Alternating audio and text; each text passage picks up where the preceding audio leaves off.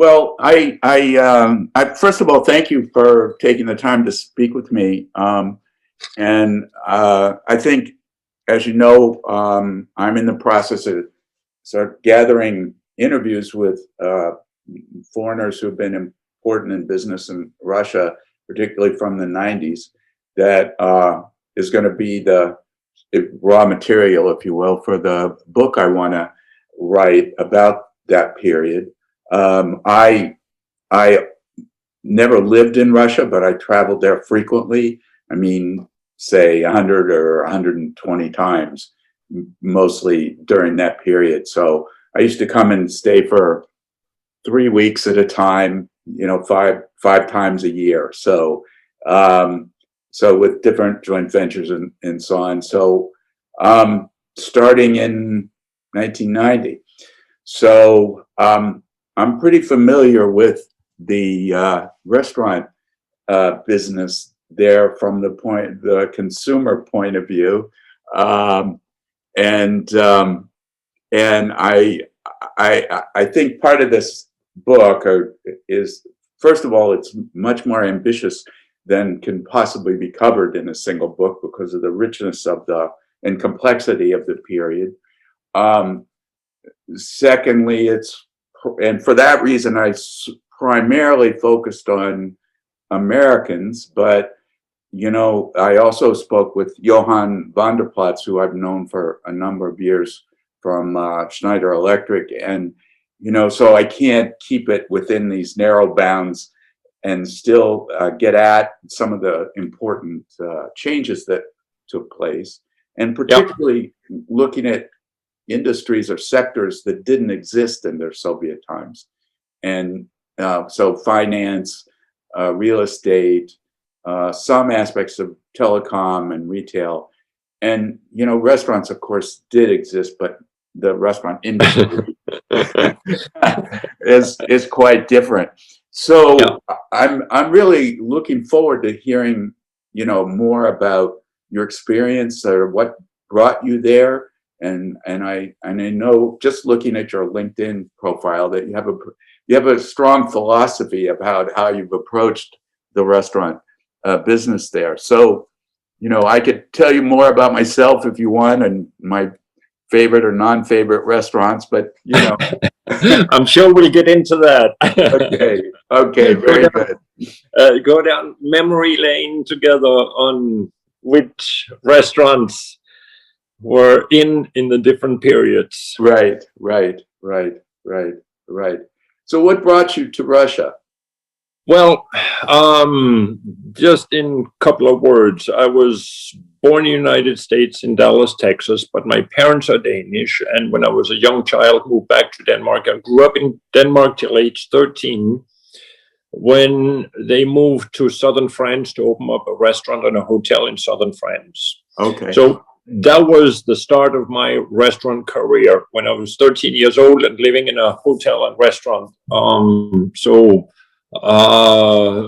From there on, obviously, besides working every free moment of my time when not going to school, I continued into fine dining restaurants on the coast, a season or 2 seasons, and then I went back to United States, where I worked for a number of restaurant companies and Marriott.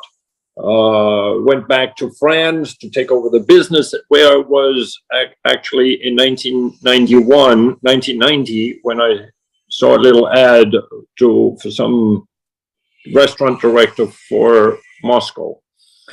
It was in the International Herald Tribune, and those ads were like 1.5 line length. So anyway, it was enough to catch my attention. I was in southern France, and so I was just curious. So I called them up, and one thing led to another. They wanted me to come, but so much. Let me interrupt you. You had previously never had any particular interest in Russia or Moscow? No. Let's say culturally not. It was always kind of the evil empire. Yeah.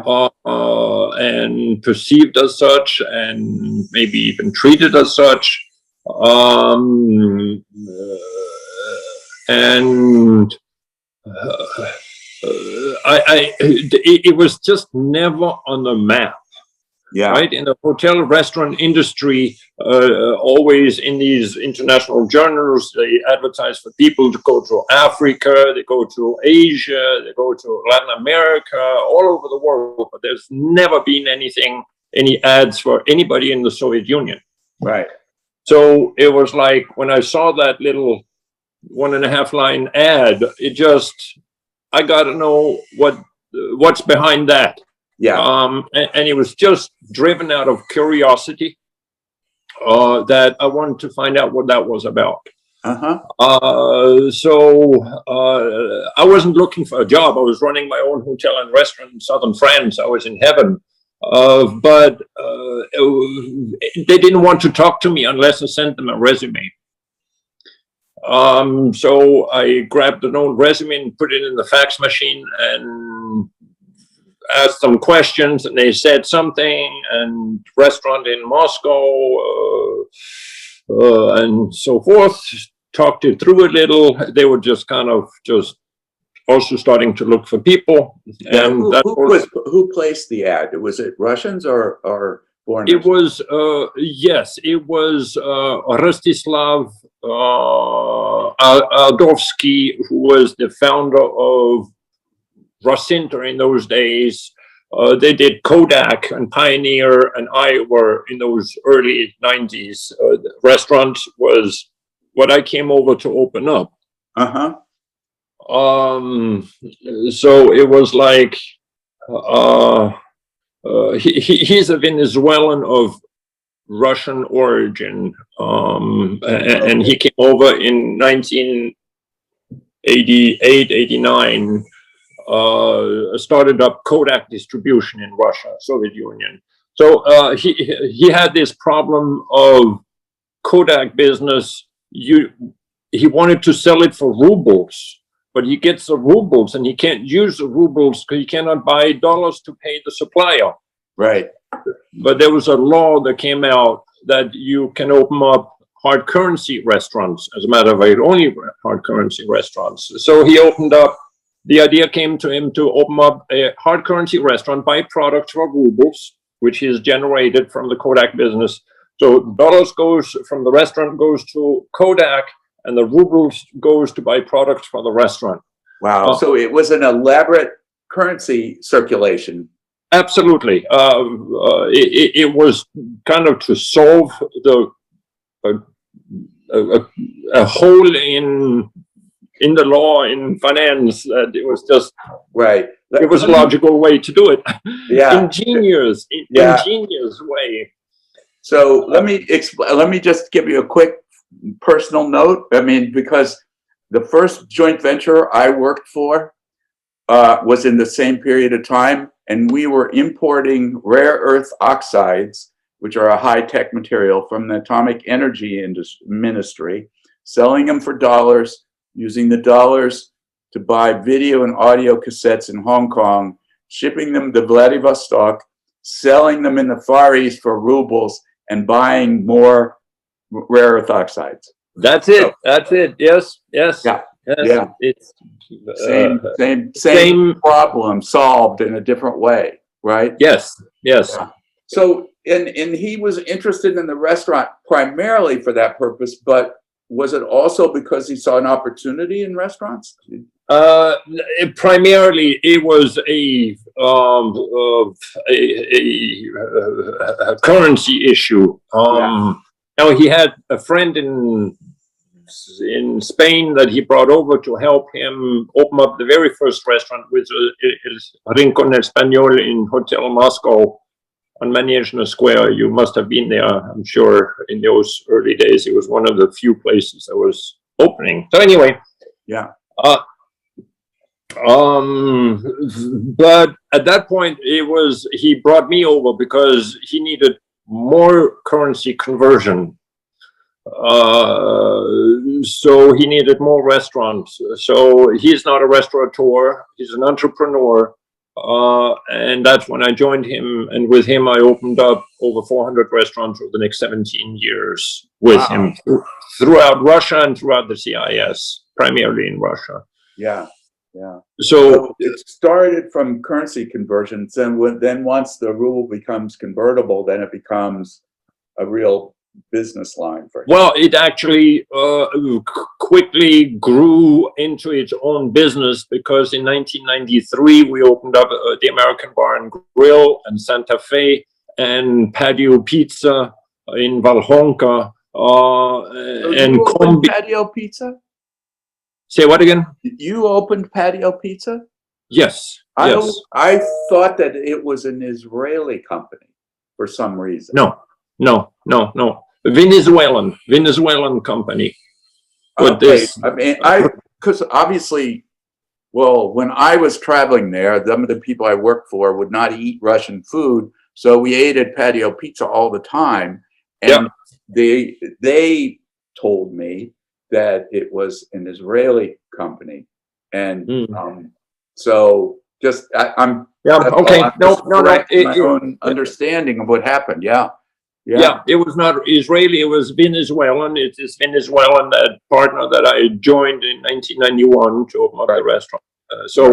Rostislav Odovsky Tanievsky Blanco is his name. By 1993, we opened up all these American Bar and Grill in Mayakovska, Santa Fe, Combis, also a sandwich place, and Rustics, the fried chicken, the KFC. Kind of look-alike, also opened up in 1993. So by end of 1993, we had probably about 25 restaurants or so. In Moscow? In Moscow, all in Moscow, yeah. And who did you come up with the concepts for these restaurants? Well, a concept is always a team effort. It is impossible for a single person to come up with a concept, or at least a good concept. So it's teamwork, obviously. Yes, I was I'm not the creative genius in terms of creative thinking. I'm the organizer. I'm the one that where the trains run on according to schedule and fully loaded and know where they're going. That's my part more than the creative part. But that's focus on systems and implementation and organization was what allowed us to expand the business so quickly, because that was, by the time we got to 100 restaurants, it was in probably 1996. So it was going quite fast. So it's we had to make sure that the wheels didn't fall off the wagon. Right. And were you pulling more expats in, or were you training Russians to use your methods? Both. Absolutely in parallel. Just there was no reservoir of knowledge or knowledgeable people that could run a professional restaurant, Western style.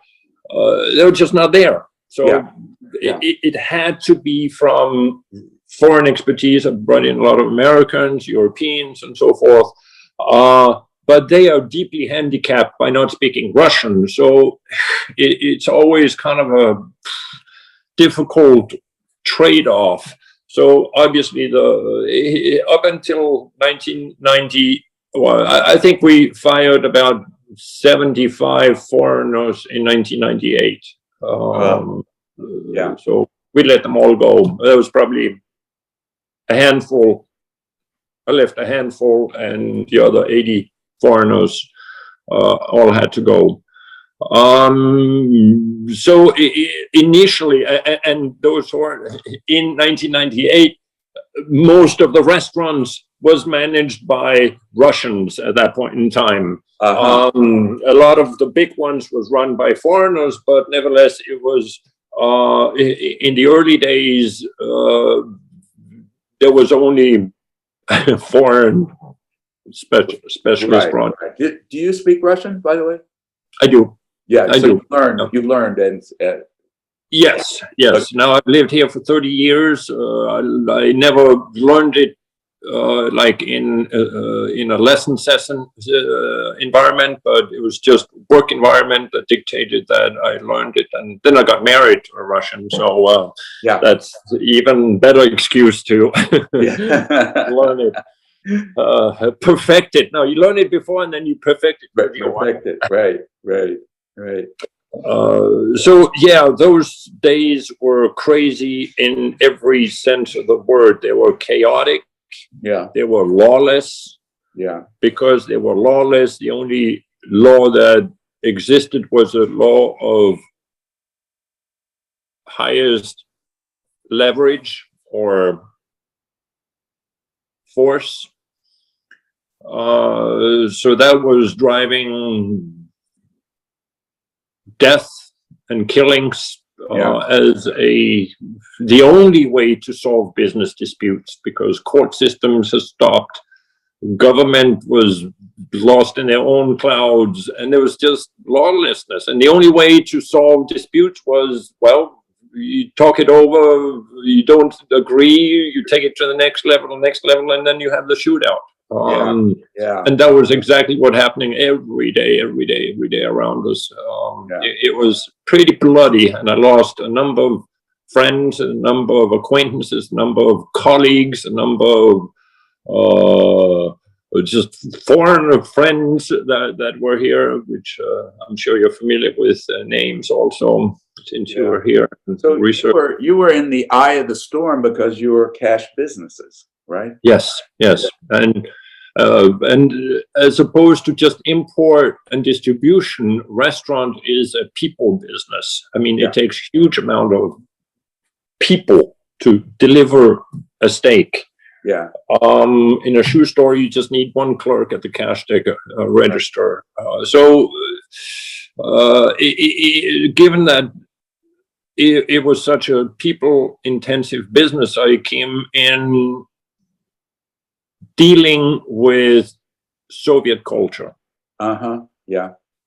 And Soviet mindset and Soviet lack of perspective of a wider world and experiences that we all consider today normal. But they didn't. So it was coming, it was being the first light to that people saw, like restaurants, right? For them, a restaurant was a Soviet restaurant. So now, what is a restaurant that's not Soviet? They just could not fathom what that should be. So you had to start at a very basic level about training and teaching and involving. And it's not technical skills. It's not only technical skills, but it's the emotional part of being in the service industry. We know that Soviet, they never smiled, right? I mean, it's only crazies smile. So to have staff that are energetic, smiling, talkative, relaxed, and all that was very difficult. So, but nevertheless objective. So you had to just go at it systematically, because that was training classes inside in the restaurant. That's part of work experience. We created a school, internal educational. It wasn't a university. It was internal development programs for all positions, and it was like we needed just to fill new positions in a new restaurant. We needed maybe 500 managers and directors a year. So you needed a big throughput, and then obviously you have turnover of staff, because people love to hire our people because they're the only people that actually learned something about the hospitality industry. So our people that we trained, educated, and like brought into our thinking system, they were high value targets for anybody else that needed to open up a restaurant in Moscow, because the only alternative was to take in a foreigner at a foreigner salary and well, we know where that goes. Right. So you really were the beginnings of this industry for It was the very start when kind of you had to really, the waiters, the staff, the managers, they just did not get what a restaurant was supposed to be. And you could try to explain it to them. You could try to demonstrate it to them. But for them, it was just kind of abstract words that didn't take on a imaginary kind of state that they could strive for. Right.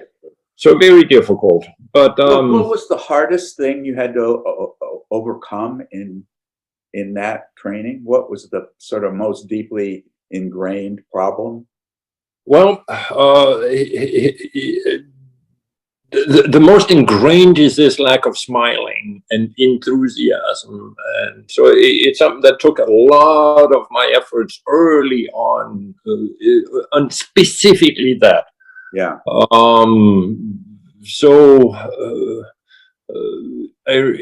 It must have been in 1994 or something like that. I had been wanting to have for people to wear name tags.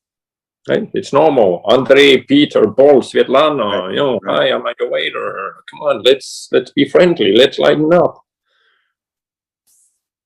It was impossible.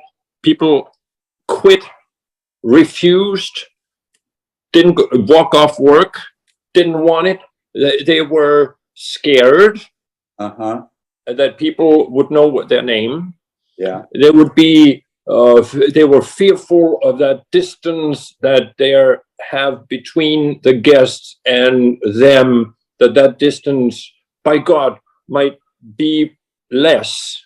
Yeah. And that was very threatening to them. So we're talking about some deep-seated cultural obstacles, barriers due to the isolation of the country for the previous 70 years. Yeah. So those, and I mean, it was on everybody's mind. Like people are laughing about in the restaurants. Why are nobody smiling? Come on. Or at the cashiers at the grocery store. I mean, they're all just sour lemons. Right.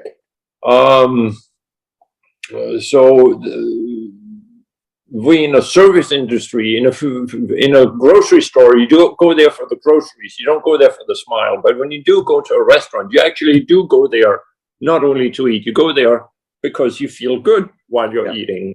So it's such a critical part to it. So part of our unique competitive advantage that we gained through the 90s, where we were the only restaurant company that was driving standards, consistent standards. It didn't mean that we were perfect all the time. No way, by far. But given the standard level of the foreign restaurants in Moscow that were very still amateurish and ad hoc and low budget and all kind of stuff, Winther came in and just did things right. So that became our competitive advantage, and now that's all changed. But in those days, it was pretty big part of our business model, and therefore all the focus on training and human development. Right. Did the owner push back on you about spending so much money and staff time on training? We fought about just about everything. We didn't see eye to eye on anything. He's an entrepreneur.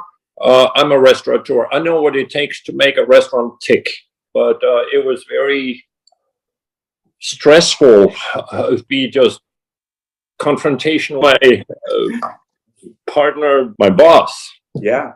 But I knew what had to be done, and that this is what I'm here for, and I just drove my agenda and ignored everybody else. And you can say, okay, it didn't make me a lot of friends, but it did make the company that Winther of Rostislav has opened up successful. And how long did you stay with him? 17 years. 17 years. Wow. Yeah. Wow. Okay. Okay. That's, well, before I go there, I want to go back again, like to the beginnings in a different way.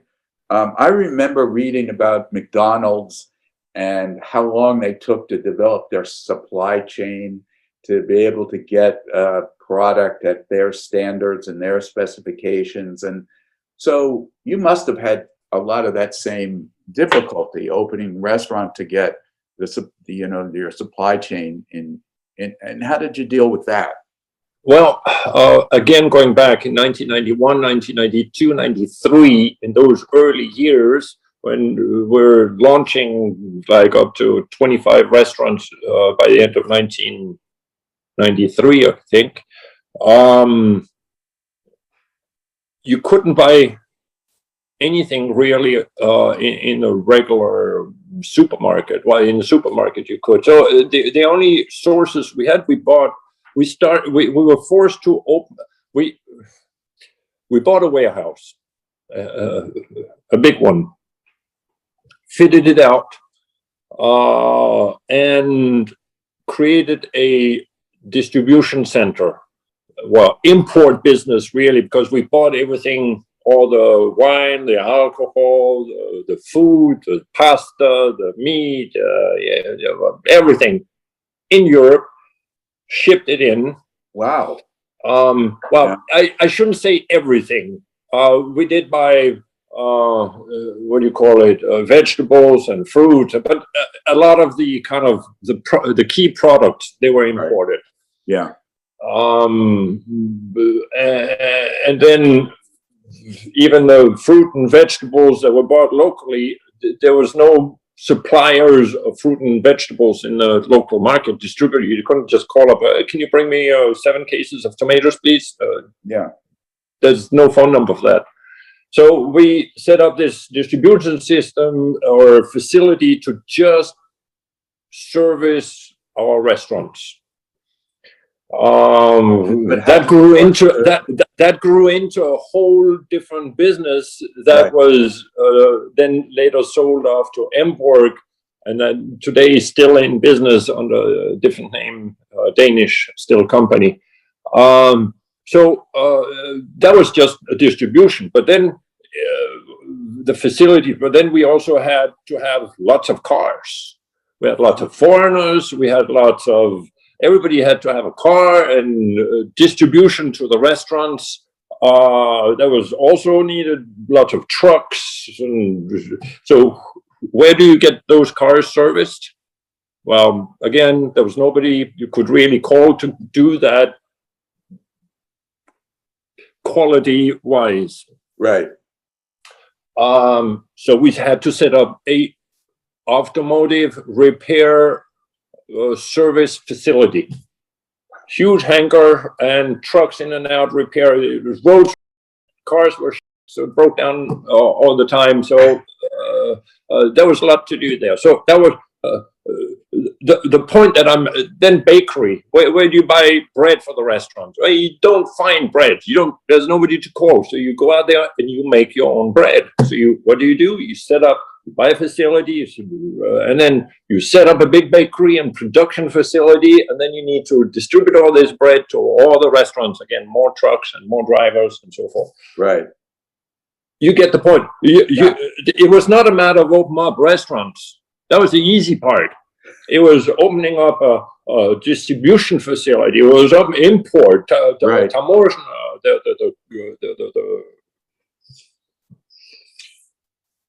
Taможna, customs, yes, right. And all that stuff. And so you have your own taможna punkt there in your facility, right? No, not in the facilities. It had to go through at the board. Separate facilities. So everything was complicated. But so the whole point is that it was not a the matter. The task was to open up restaurants, but it pulled along a whole pool of other service businesses that you normally would just make a phone call for, including, well, we talked about the training school. It became a major project that were able to pump out these hundreds and hundreds of trained managers. So it was a very big, exciting project. And I was feeling I'm changing the Soviet Union. I'm changing the country from the Soviet Union into a new world and thinking. So in that sense, it was very satisfying. There was a certain acknowledgement that was happening, but it was still, because you were in the midst of it, it was maybe a little bit hard to understand the historical perspective on what you're doing and what the impact is. Yeah. But as the years went into the mid-90s and later 90s, that whole kind of in perspective became more and more clear. And surely today it's funny. Yeah. Self-evident. Yeah. Well, couple more questions about this. So you have a warehouse facility, but you have to source sort of large amounts of vegetables and fruits, and if you're not importing them, how did you develop relations with collective farms? Did you have to specify to them what exactly you want, so they had to meet standards? Did you have to reach that deep into it? Yes, absolutely. Absolutely. And back in those days, Dacha was just launching their greenhouses with foreign technology. I think they started in 90. There was some kind of foreign co-sponsored project, and so there they started growing some vegetables. But vegetables, you could go just to the market, and we bought a lot in the local markets in those days, and through there also from whoever brought it to the market. So it, depending on what it was, and right. Nevertheless, it was very exciting because you were doing something that you knew nobody had done before. You were a pioneer. Every step you took, you knew that nobody stepped there before. Yeah. And my family, my parents, they traveled a lot and doing adventures, stupid things fun, stupid, but rationally, not very rational. Yeah. Doing crazy stuff. So I was the primary reason for me coming to Russia in those days was adventure. It was stepping into the darkened world, and it was bound to be interesting. And well, it drove me from the very first, when I saw the ad. Yeah. But that's just a reflection of how I deal with kind of adventure. I seek it out. It's always there. I still do. So that was the primary reason, was excitement and doing something really unique. Yeah. And it's the craziest ways that uniqueness kind of unfolds in a profession. We talked about staff issues, but it's also, for example, why in every restaurant in Russia today is there a Caesar salad on the menu. Now, it's a pretty popular salad worldwide, but it's not on every menu in every restaurant in the country. Right. But it actually has a funny story, because in that very first restaurant that I opened up, it was a restaurant. It was kind of a fine dining, and our best-selling specialty salad was salad Caesar, that was done tableside. So the waiter, he would bring out the egg, the capers, the mustard. He would fix the sauce, put in the cheese, and mix it, and then toss the salad, lie it up, serve it, and serve it. Okay, so that was a kind of a fine dining kind of activity. What was the name of that restaurant again? It was called Le Chalet. Le Chalet. Korobirnikov Periulok in the Chaika complex down on the other side of the river from the International Exhibition Center now. So there was it was really a fantastic Caesar salad, because I had done it in the United States for years before that. It was just fantastic.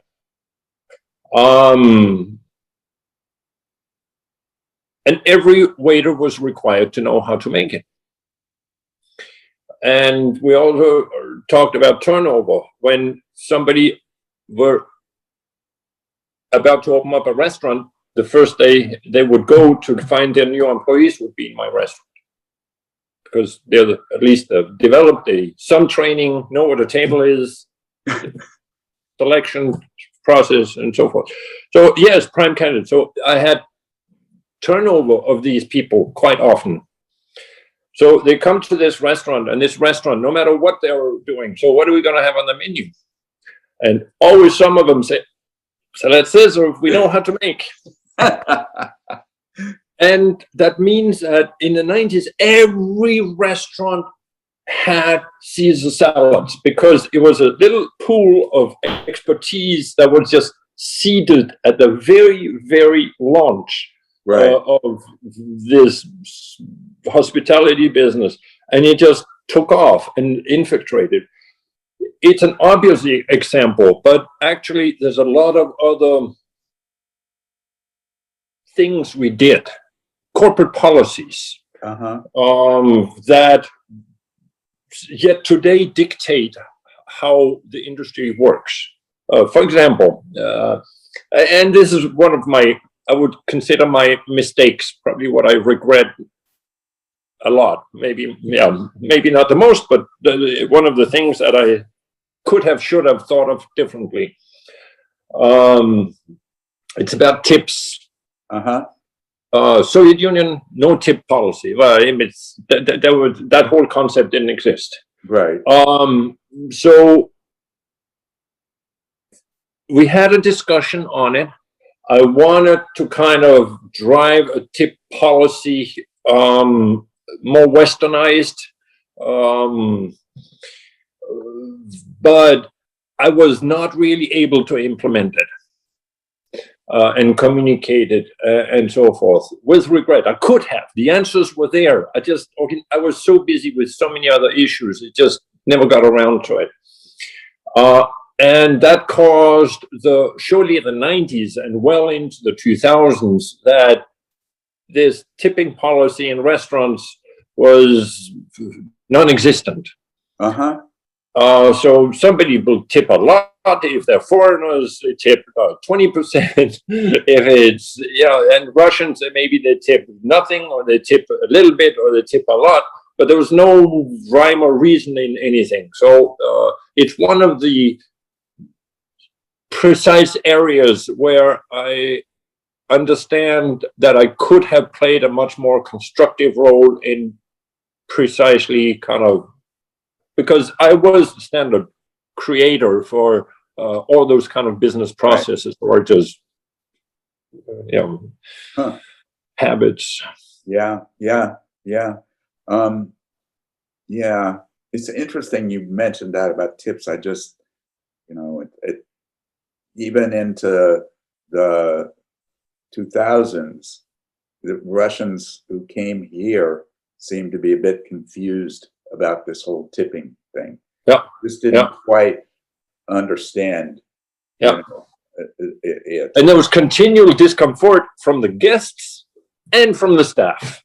So I mean, it's a two-sided triangle that doesn't work well together. So anyway, now it's somewhat more becoming standardized. Right. Well, give me another positive example. I mean, beyond the Caesar salad, another thing that which by the way is very interesting. I mean, even I spent a lot of time in Yaroslavl, for instance. And Caesar, and now that you say this, I know that every restaurant had the Caesar salad.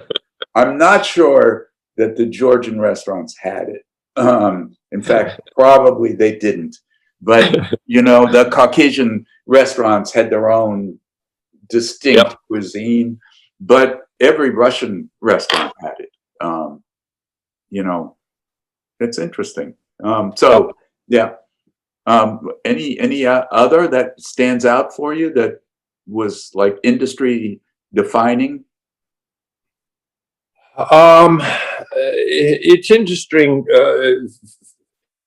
that one of the issues that I drive home very strongly, consistently for the last 30 years is about customer service. Right?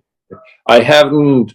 I mean, it was so obvious in the 90s that it was so critically needed that something had to change. But it never really took off outside of Winther. So it was kind of a single horse race. I was the only one like hitting ahead year after year, year after year, year after year on it. But it was never a broadly accepted business practice, and I guess maybe people didn't have to, or they weren't maybe big enough. Most of the restaurant chains in those days, it was just a couple of small restaurants. Right. Rarely. So they didn't have no infrastructure or expertise probably to do it. But what I see today is that focus on customer service and guest contact just in the last couple of years has found some fuel. And I see that in that sense, Russian restaurant hospitality business has in many ways leapfrogged Europe and United States in service awareness and service. Yeah. The US has very much just fallen to the lowest common denominator. No frills, no, just not very exciting. Europe, it's never been exciting outside of Italy. You didn't consider southern France exciting? Well, no, French people are not exciting in their openness, friendliness, talkiness, overtness, and contactness. That's not French, surely. So I don't know. So you were saying, but things have changed so much in Russia. It leapfrogged over this in the sense what? That now people are engaging. The dynamism and the evolution that's taking place right now in the hospitality business, in the businesses that are not closing down. Yeah. Okay. COVID has been bad for business, but it's not been bad for the good businesses. It's been bad for the bad businesses. It's true. It's true. I mean, it cleansed out a lot of. So it cleaned up the low performing segment. So a lot of people have closed, but the good restaurants have been thriving in the last couple of years. And the trendiness and with style, with taste, with personality, with uniqueness, all that stuff wasn't there before. And now I foresee that because of all the closings that have taken place, then in all those locations there will be a rebirth.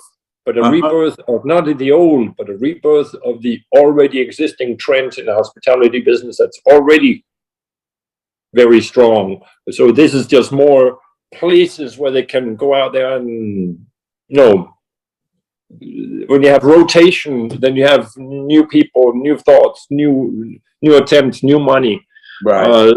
So I think that will drive probably hospitality. So in terms of the the customer base. You started with hard currency restaurants, which were mostly 90% of the guests were foreigners. Okay, 90% foreigners, 10% wealthy Russians who wanted to show something. Yeah. Now, I should say there were Russians, but they were not paying the bill. They may have been guests of the foreign table. So in that sense, it may have been more than 10%. But it was rare that in the early days that Russians had the hard currency to pay. But that changed into going back to 1993 when we opened up these Patio Pizza, American Bar and Grill, Santa Fe, any other restaurant. There's a year of explosive growth. I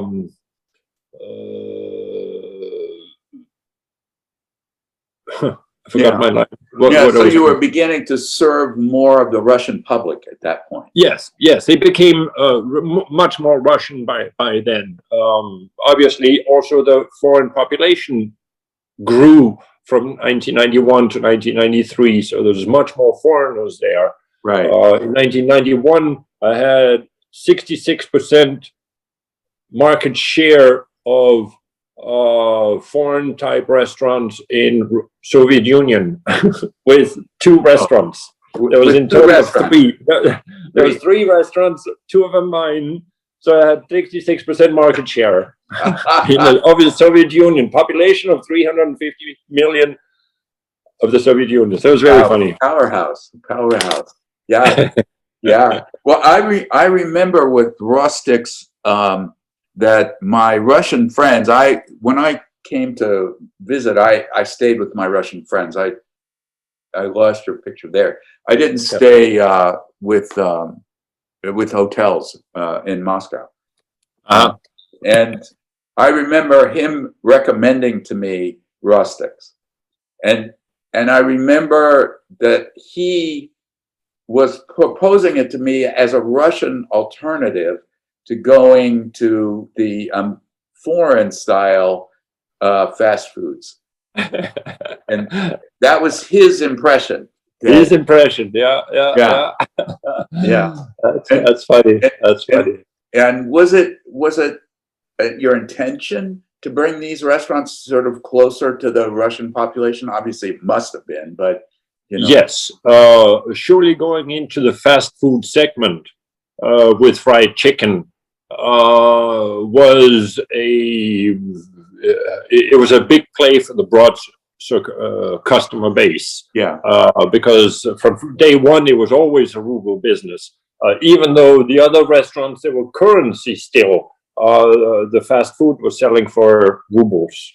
For rubles, right. Which is why he considered it a Russian restaurant. Yes, probably so. Yes, that's right. Yeah. And just on the supply chain, right? You opened a fried chicken chain, so you need lots and lots of chicken, and you had to source that domestically. You couldn't import it. We sourced both domestically and internationally because there was not enough chicken locally.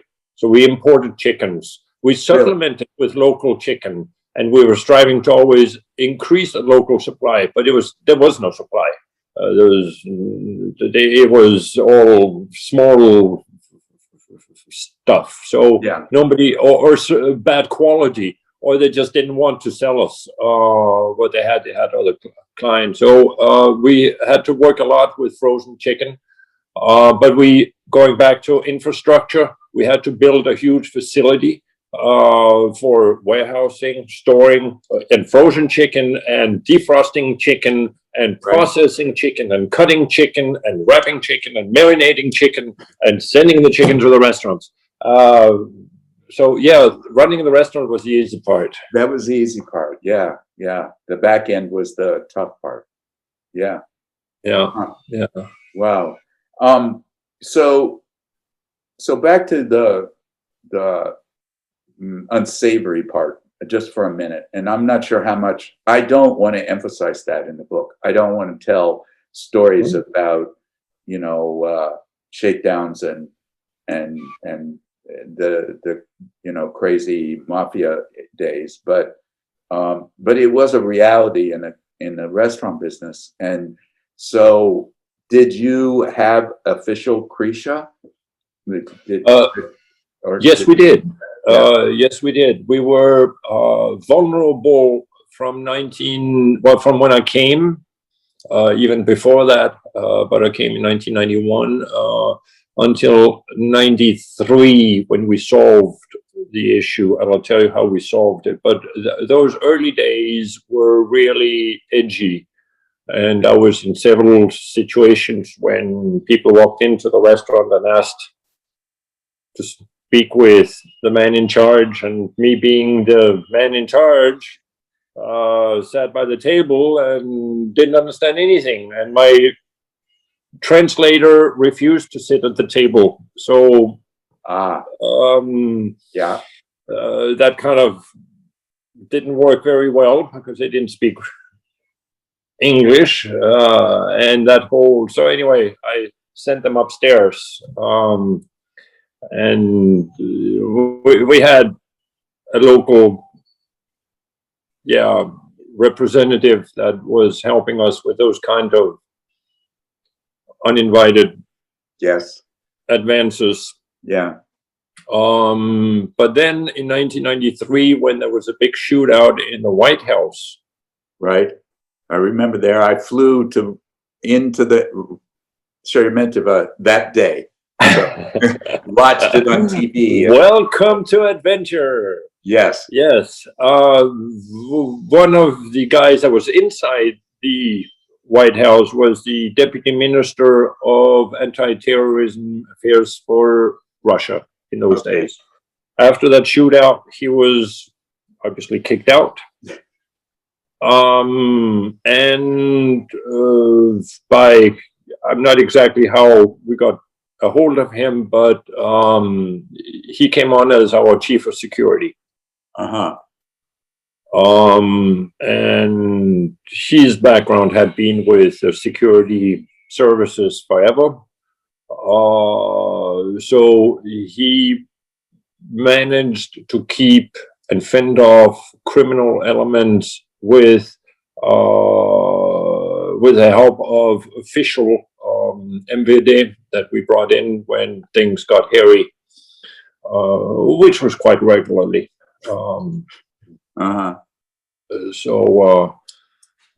It was in that way violent, corrupt, chaotic, lawless. I mean, you name it, it just fits the bill. It's what made it super exciting to be here.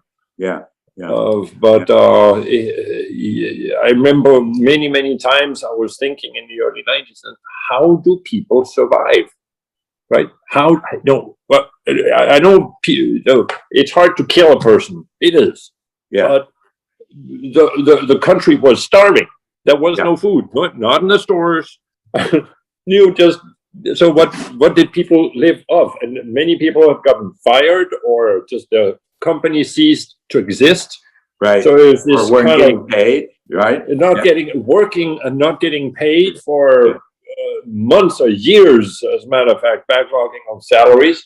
So you just thinking that how come this place is not just collapsing and people just fire like in the streets. Well, I guess things weren't that bad, but somehow how they didn't deteriorate even further, I don't understand the answers to that, because I was always wondering why, how things worked. But then it started, everything moved away from money and into barter. And everybody was standing down by the metro and selling, where they had silverware or a cup or a glass or a cup or a table or a lamp. They would go stand by in long line, one babushka after another, hoping that somebody need a Soviet lamp so that she can buy a loaf of bread and survive another day. It was terrible, terribly sad. Yeah. It strikes me because I remember all that very well, and particularly around the subway stations, which and up and down the stairs going, the people standing there with holding something or having something spread out, and I'm not very proud of this, but I remember that we kind of took that for granted in a way, ignored it, and looked at this change is going on and there are opportunities here. And we looked at the opportunities and we ignored, to a certain extent, I don't know if we ignored it. We felt just helpless. Yeah. Right. I mean, the government has collapsed. Yeah. And the government was helpless. Yeah. You know, who comes and save everybody when everything has collapsed? Right. So my sense was frustration of the fact that everything was so dysfunctional and sad. But you're right. There was obviously we were here because of the opportunities. The excitement and so forth. So we obviously saw it through the prism of opportunity. But it was not because we didn't care, I think, most of us. It was just that, for Christ's sake, where do you start? Yeah, it was bigger than any of us, and much bigger. Much bigger. So Yeah. And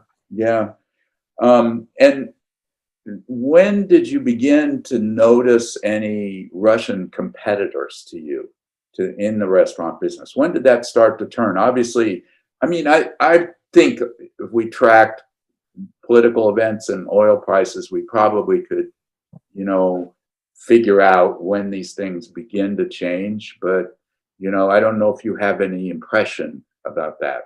I mean, well, there was restaurants are the type of business that doesn't require a huge amount of capital to start up. Yeah. It's, a normal rich person would probably be able to finance a restaurant. It's still a lot of money, but it's not $10 million or $100 million that you need to open up some other business, right? So it's an entrepreneurial business. So therefore, this entrepreneurial thing was active from '93, basically, to starting something. By '96, Yolki Palki opened up, I think. Oh, 96. Yeah, I remember Yolki Palki very well. Yeah. So that was the first Russian fast food, well, no, not fast food, casual concept that kind of went big. If you're talking about the first competition, Russian competition, I would say got from them. Yeah. Now, we were significantly bigger by that and so forth, but nevertheless, we felt for the first time that, hey, there's somebody that can also do some stuff. We're not alone. Uh-huh. Is that a good or a bad feeling, by the way? Well, you always feel that somebody is nipping at your cake, though you know that it's not your cake. Yeah. And it's inevitable. So it was okay. It was okay. Yeah. I mean, surely no hard feelings or anything like that. It was just you always, if you had the forest to yourself and now you have somebody else in it, you think it's your forest. Well, it was just, but before there was nobody there to say it's not yours. So then Yolki, after '98 crisis, devaluation, default, that was the relaunch of the restaurant business. Because again, in that 98, a lot of places closed down, went out, and the rejuvenation took place. It didn't happen fast. So 1998 crushed a lot of the small restaurants? Yeah, small and big, I would say. Yeah. But it became 6 months of pure hell. Pure hell. And fight for survival. We stopped all import of stuff. Right. So we had to go all local. Yeah. Meat and vegetables and something that had been very, well, not feasible to do that before that, but now it's just to do in dollars is out of the question. So it's either you sell nothing or you find something to sell in the local market. Right. So you had to restructure the whole business and fire everybody else, fire all the foreigners. Yeah, because you couldn't afford them. Yeah. Yeah. Yeah. Yeah. And thousands and thousands of Russians, for that matter. I mean, it wasn't only foreigners. Change your menu because you had to adapt to this? Totally redesigned, redo, new dishes, new prices, new everything, and just create something that is sellable. Yeah. With products that you have. Yeah. So that was it. Did you have at that point? Probably about 100 and 120, maybe something like that. Wow. Yeah. So, but at that point in time, that was 98. That was kind of the end of crises for a good while until 2009.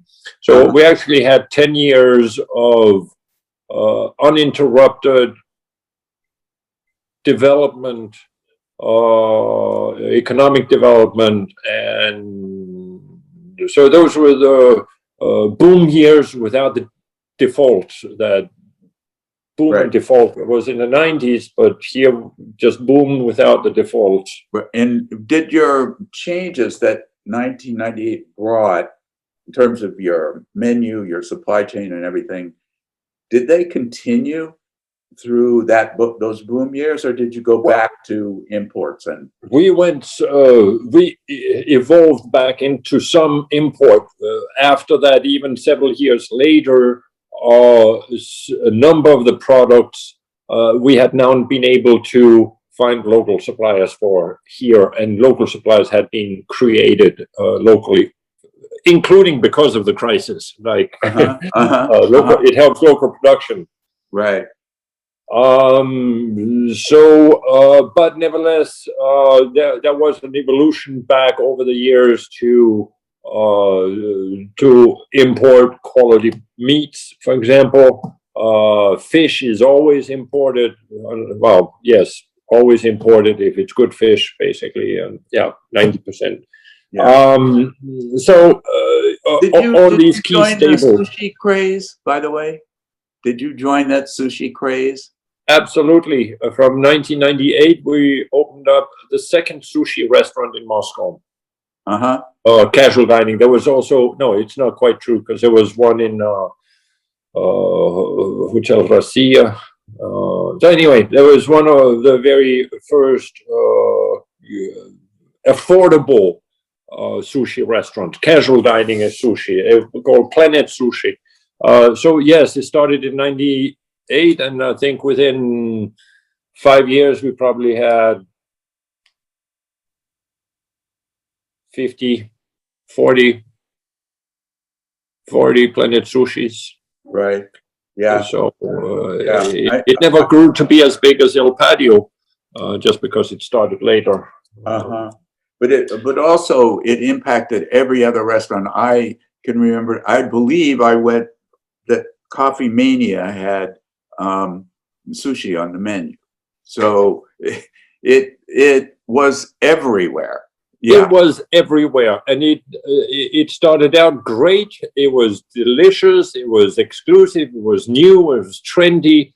And then when it started to be sold everywhere, that means that whether it was in a kiosk or in the metro or in the supermarket, everybody was selling sushi. It got worse and worse, and you were just disgusted with just looking and thinking about putting that stuff in your mouth. So that basically made the sushi business collapse. Yeah. And basically collapsed.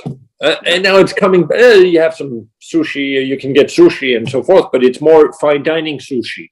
It's not chained. You still have yakitori and tanuki, but Planet Sushi is gone. yes, Yeah. basically they still have a couple of restaurants left, I think. Yeah. But yeah. So during those boom years, all these changes took place, but somehow I get the sense that you also left Rossentor at some point in that period. Right. Yeah, I left last 2 years. I became president of KFC, Rustic's KFC, because it was set up to be a business to be sold to KFC, Yum Group. So I led that for 2.5 years, and then decided I better focus on myself and open up my own restaurants. And my wife had already opened up a couple of restaurants on a franchise system from Winther. I'd left the casual dining business and just focused now as president of Rustic's KFC project. So by the time I left, my wife had opened up like 4 or 5 franchise restaurants. So just took them, right? I mean, there's no difference. So that's what I started doing. But when I left Winther, they didn't replace me. And they didn't replace me with anybody strong and experienced. So now the business is about out of business.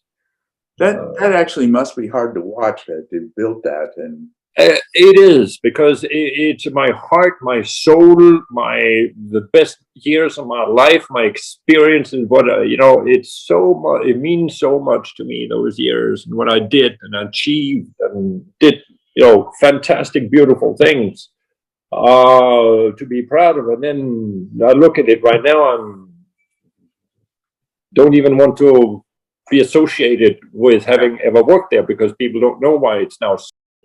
So it's in my profile.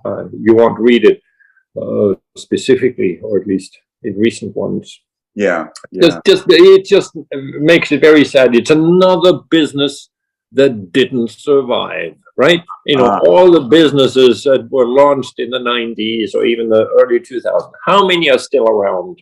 Yes, you have the big globals that are doing Danfoss or oil and gas and so forth. But, what restaurants actually, not restaurants, businesses that were launched in those days, you still see around. I'm right now hard pressed to mention any. Well, I mean, the restaurant that I know was Pushkin. Yes. Still there. Will be in 100 years. I ate there with a Russian friend of mine who started a software outsourcing business, and I visited him a couple years ago, and he took me there, and I hadn't been there in a while, but they look like they're still, stable, and it's popular. It's popular now. It suffered greatly during the COVID because it's very much a tourist and foreign business, tourist location, must visit kind of for foreigners coming in. And with COVID, it's been really difficult. So what do you attribute, I distracted you from the point you were making about the numbers of businesses that have failed. And what do you attribute that to? Is it the changing conditions and they couldn't adapt, or, what is it? it's every time you get hit, you make in Russia, you make a lot of money. Yeah. Really quickly, and then you lose it because of another default or economic crisis or whatever. So it all vaporizes. Yeah. You do it again, you build up a number of years, and poof, it goes again. Not only your business, all the businesses get hit, right? Yeah. Now, the survivors and not survivors become a question: how indebted are you? Are you debt-free, or are you leveraged? Yeah. In Russia, you cannot develop a long-term business with heavy leverage. It just doesn't work. There's too much up and down. You cannot work your business plan for those scenarios. Or you just need to be very cash rich. That's also possible, right? But we're talking about the basic entrepreneur that start up a business don't have tons of cash, right, to withstand those crises. And there have been so many, and so consistently. That is just knock people out. I'm now living in Moscow. All my friends are gone. All of them. Now I have a go-away party here next week. And my foreign friends that were, in 100, friends you don't, acquaintances, in the thousands. That's it. Yeah. All gone. I'm the last one here. Well, there's some left. So there's all these people that just have given up and or lost everything they had here, or whatever they ended up with here after so many years of effort and dogged fighting in the craziness here. They end up with immaterial, devaluated assets. Right. I need to somehow earn some money before I retire. So that's why they were left, and it's sad. It's sad, and in that sense, I'm maybe more dogged, more stubborn, or have found my grove here. I really know the restaurant business very, very well. So, and I know it better in Russia than I would if I went to the United States. Yeah, right. I would be now in a different aquarium, find my way there. Here, I feel I have all the leverage, I have the understanding, I have the financing, I have the brand, it's all for me just to do something with it. So I'm still here for the adventure and the opportunity. Right. Yeah, that's true. Yeah. If it takes you too long, your next crisis will take you out before you get it. Right. Yeah. So, is this sanctions crisis impacted you? Well, there's today new sanctions announced by Biden, so I can't speak to those specifically. Yeah. The impact of they will have, but impact of sanctions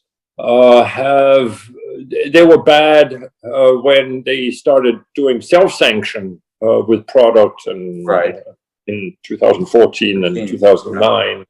So, but Russia has now adapted. I don't feel they're even impacted by sanctions. Yeah.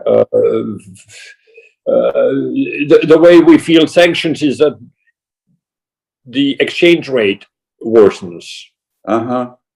So again, devaluation. So you work the same, it means less in kind of dollar terms, but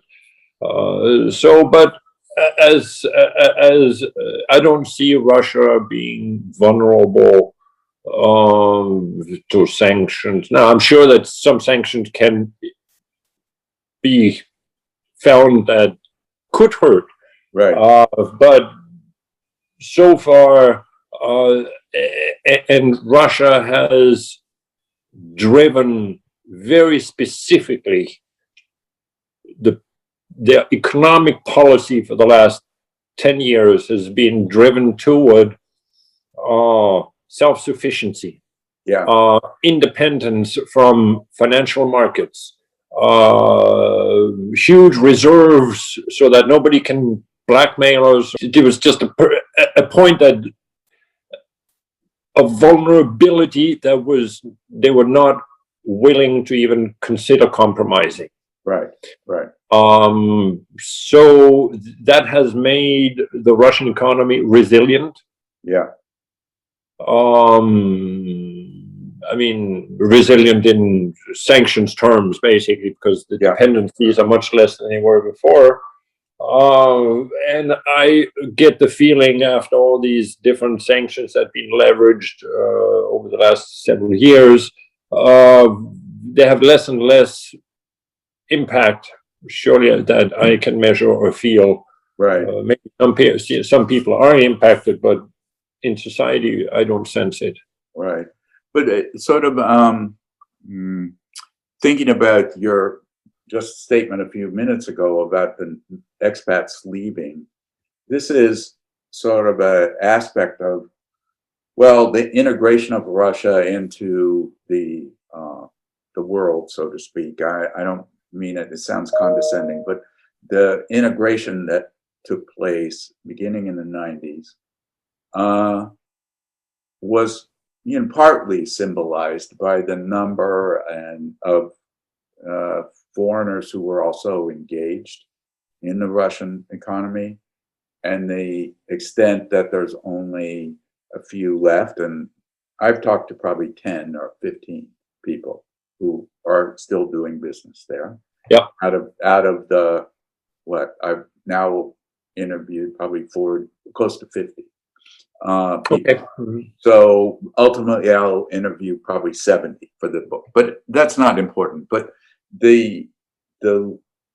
it's an indicator of a change in the era that we've lived in, and the globalization part of it, though in some ways I think still remains, in going back to another thing you said earlier, which is the trendiness, the inventiveness, the change of the customer service climate in the service industry. It's in a way, it seems that Russia has absorbed a lot from that integration, but is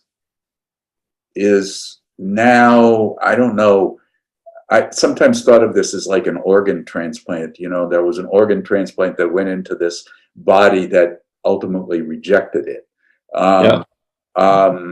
There's some, I don't mean rejection, but as if they don't need foreigners anymore. It's more driven by the foreigners, that feeling that there's nothing left for us here to do. That is my distinct take on what's taking place today. With the only ones that are here still are the ones that are Russified, Russian family, or diplomatic, or have a business going. There are still business people here. Obviously, there's still American Chamber of Commerce. It's still big, and so it's not like I'm the only one so left in Moscow. No. Yeah, right. It feels that way. Just because in the early days we were surrounded, we were doing business in English, for Christ's sake. Just because everybody spoke English, and that was the only common language. Today it's a Russian business, Russian environment, and it makes it much more difficult for foreigners just to come in and be smart and throw their weight around and do some deals. It doesn't work that way. Yeah. In the 90s, you could do that. But today you need to have some meat on the bones, serious proposals that make sense and are in need and realistic and whatever, which again wasn't required for the 90s. So So today you need to be better. You need to be much better in order to compete in Russia. The environment has changed a lot in that sense. And small companies and big companies, there are, I don't say a majority of them, no, but there's a growing pool of entrepreneurs and small and medium businesses that try to do things the right way. Well, yes, but even a place like Yaroslavl, which I visited to study Russian in 1991, when there was the only restaurant we could go to, the Medved, we had to leave at 7 because that's when the soldiers came in, and there would be problems if we were there. And there was no Xerox machine. And, you know, I mean, I have seen immense and amazing changes in that provincial city. And I'm sure that that's mirrored around the country. Yeah. So just, you know, I think we're probably getting to the end of this in a way. This has been enormously interesting and helpful to me in ways you probably can't even, you know, imagine, but it Right. really has, you know, and I really appreciate this. And as I said to you previously, if I'm going to use anything from this in the book, I will get your okay. You're still in business there. I don't want to cause any problems for you by attributing something to you that you go, no, that's not going to help me. You know, so I definitely will do that. And if you think of something you wanted to say and didn't, or whatever, please, you know, please supplement this. And I, you know, I wish you success with your new businesses. Obviously, you don't have to create your whole supply chain and system of warehouses in order to open your restaurants, but you know, so it's a different time, right? It's a different time, different problems, very different problems. It's funny how it's hard to say it's easier or harder. It's just different problems you're having. So what concepts are you pursuing, just out of curiosity? Right now, we have two main concepts. One is Osteria Mario, it's our Italian brand, and Shvili, which is our Georgian bistro. Okay. Those are the two strategic brands.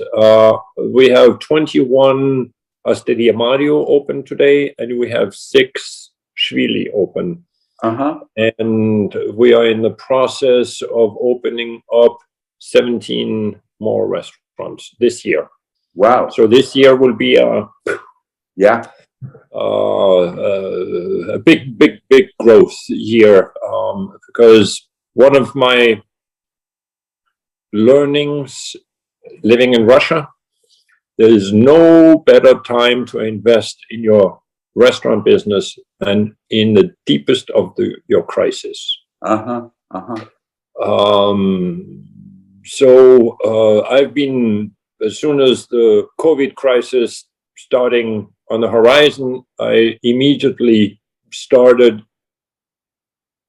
the development strategies that now is the time to act, move quickly. And go out there and find the best locations when the rents are the very best, and you nail them in for 10 years, and you have a business model for 10 years. If you wait till business is doing great and everybody's doing good, rents are twice as much, and you struggle to put your business model together with the new rents.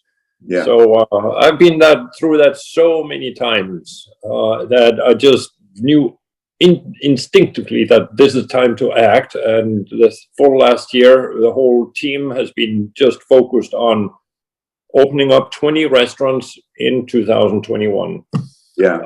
So we'll see if it happens, but so far it looks possible at least. Great. Well, So certainly when it becomes possible for me to travel again, I'll look for your restaurants when I come to Moscow.